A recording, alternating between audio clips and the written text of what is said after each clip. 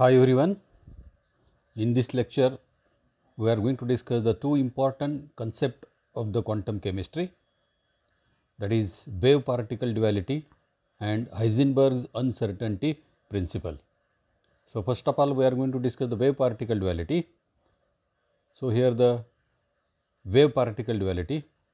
In 1905, Einstein suggested that all the electromagnetic radiations including light have a dual character, that is a particle and wave nature. So, the experiment like diffraction, interference, polarization support the wave nature, and the experiment like photoelectric effect, that is a black body radiations, support the particle like nature of the radiation. So, in 1924, de Broglie extended the idea of wave particle duality of light to the matter wave. He suggested that is all the discrete particle of matter in motion such as electrons, atoms, protons, neutrons and molecules possesses particle as well as wave characteristics, that is dual character. What is meant by dual character? That is the wave nature and the particle behavior is not only possessed by the radiations, but also by all the microscopic particle of the matter. The wave associated with the matter particle is called the matter wave. This idea of de Broglie's regarding the microscopic material particles is known as wave particle duality of matter. Here friends, since electron is also kind of matter particle, it also possesses the dual character. So, let us consider the de Broglie's equation. According to de Broglie, an electron of mass m moving with the velocity v should be associated with the wave having the wavelength lambda, and here the wavelength lambda as well as the velocity v, they are related by the equation lambda is equal to h upon p, where p is the momentum of moving particle and here p is equal to mv. So, this equation can be written as lambda is equal to h upon p is equal to h upon mv. This is the equation number 1. So, here in this equation lambda is the wavelength, h is the Planck constant and here m is the mass while v is the velocity. So, this equation 1 it can be written as p is equal to h upon lambda, that is a p is directly proportional to 1 upon lambda or p is inversely proportional to the lambda, that is the wavelength. So, here that is a momentum of moving particle, that is a p is inversely proportional to the wavelength of wave associated with it. So, equation 2 is the another form of the de Broglie's equation, that is a p is equal to h upon lambda or here lambda is equal to h upon mv. This is the de Broglie's equation. So, here next point is expression for de Broglie's wavelength in terms of kinetic energy of particle. That means here derivation of de Broglie's wavelength in terms of the kinetic energy. So, all of you know that kinetic energy it is equal to 1 half mv square. So, here this equation can be rearranged, kinetic energy is equal to in bracket mv and bracket square divided by twice m, but here mv is equal to p. So, here kinetic energy is equal to p square divided by twice m. So, this equation can be rearranged, p square is equal to kinetic energy into twice m and here the p is equal to under root twice m into kinetic energy, but here lambda is equal to h upon p. So, just substitute the value of the p here in this equation. So, here de Broglie's wavelength, that is the lambda is equal to h upon p, this can be written as lambda is equal to h upon under root twice m into kinetic energy. So, here this is the de Broglie's wavelength in terms of the or de Broglie's equation in terms of the kinetic energy, that is the lambda is equal to h upon under root twice m into kinetic energy. So, here let us derive the de Broglie's equation, that is the derivation of the de Broglie's equation. So, here the de Broglie had arrived at his hypothesis with the help of the Planck's quantum theory and Einstein's theory of the relativity. He derived the relationship between the magnitude of the wavelength associated with the mass m of moving body and its velocity.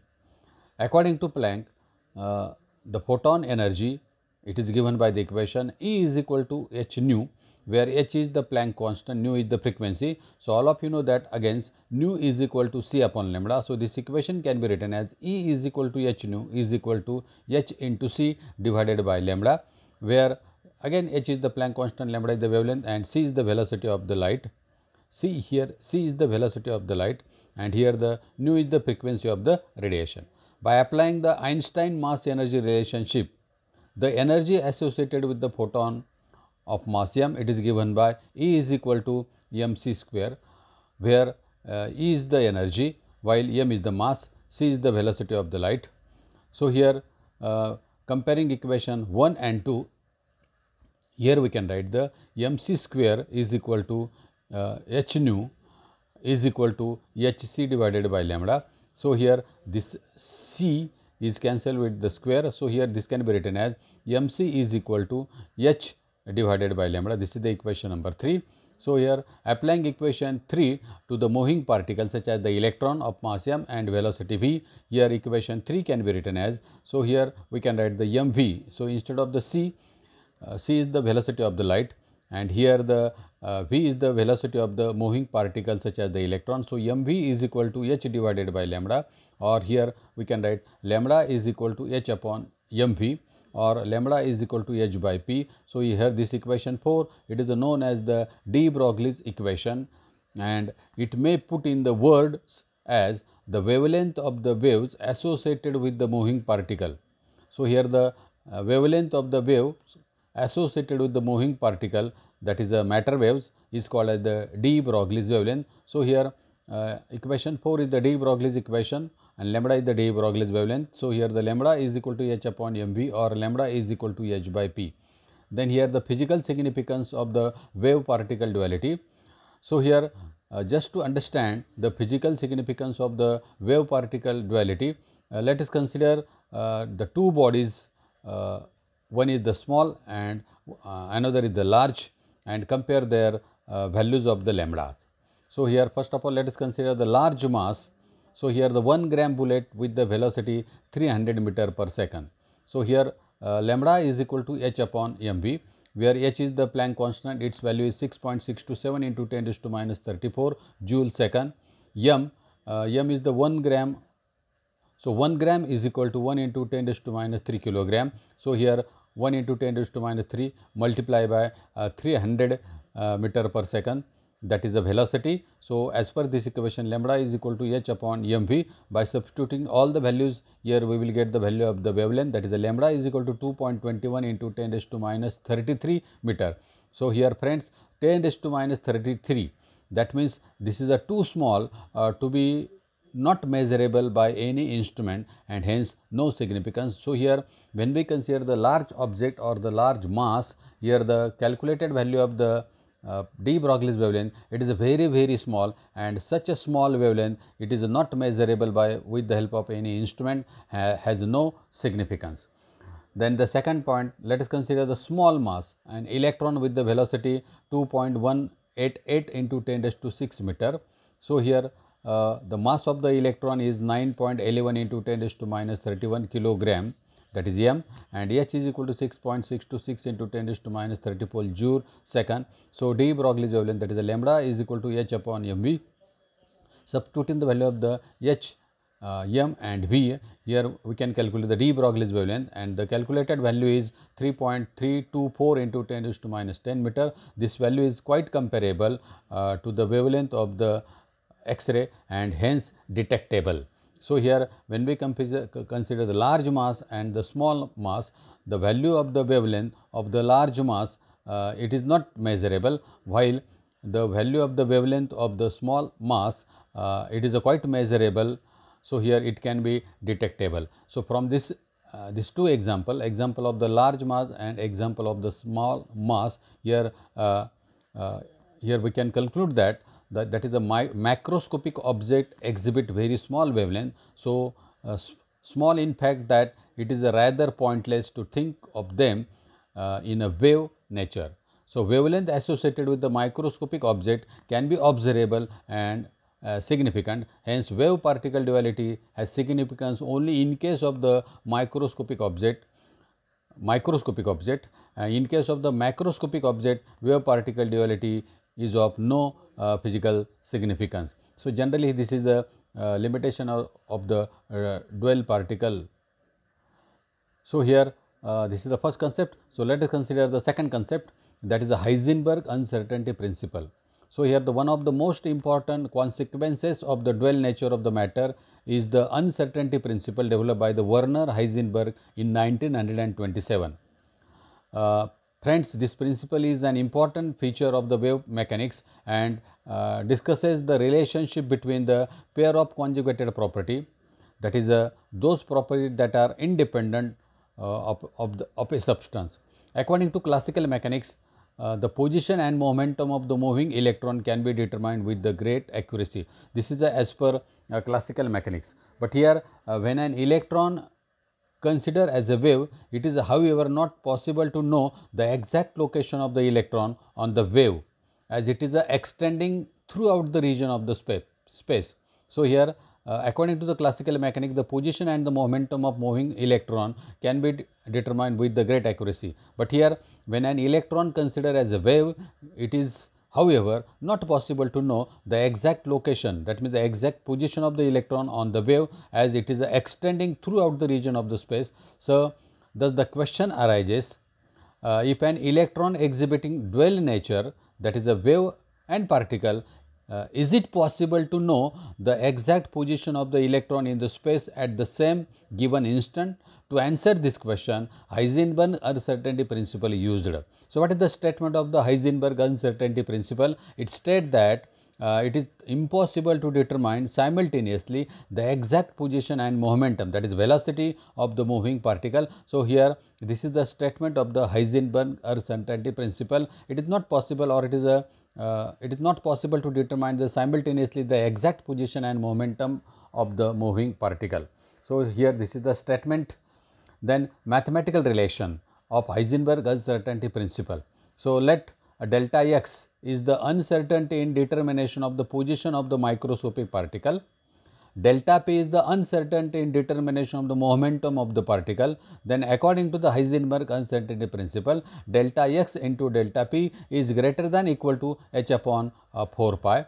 So, here delta p is equal to m into delta v. So, this equation can be rearranged, that is a delta x into m into delta v greater than equal to h upon 4 pi. The sign greater than equal to means that the product delta x and delta p can be either greater than or equal to the h upon 4 pi, but it can never less than h upon 4 pi.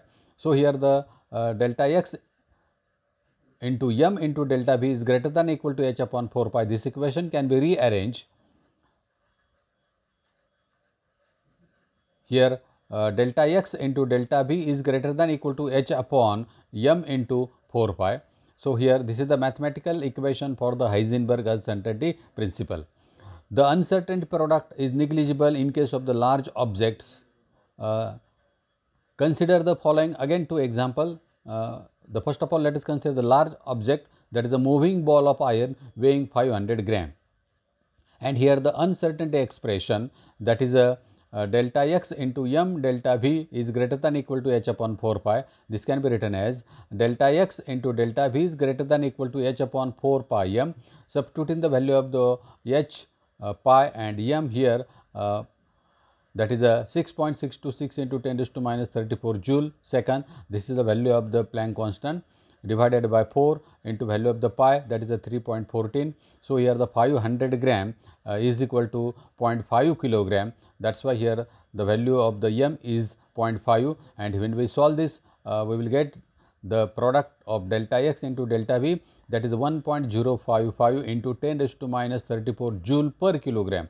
Again here the 10 raised to minus 34, that means the product is very small. So, here which is a very small and negligible for the large object uncertainty of measurement is practically nil. So, here when we consider the large object, in case of the large object, the uncertainty of the measurement is practically nil. Let us consider the small object, an electron of the mass 9.109 into 10 raised to minus 28 gram. So, again here delta x into delta v is greater than equal to h upon 4 pi m. Substituting the value of the h pi m, here we can find out the product, that is the delta x into delta v. So, here the m is 9.109 into 10 raised to minus 28 gram. Substituting all the values here, finally, the answer is 5.79 into 10 raised to minus 5 joule per kilogram. This value is large enough in comparison with the size of the electron and is thus in no way negligible. So, here if it is a measurable, so here if position is known quite accurately, that is delta x is very small and the uncertainty regarding velocity delta v becomes large and the vice versa. So, friends, here when we consider the large object, so here the Heisenberg uncertainty principle has no physical significance when we consider the large object, but here when we consider the small object, the final value of the small object in comparison with the larger object, here this value is measurable. So, here we can say that Heisenberg uncertainty principle, it is generally applicable for the microscopic particle or it is applicable for the small object. So, here friends, dual particle as well as the Heisenberg uncertainty principle, these are the two important concepts in the quantum chemistry. Thank you.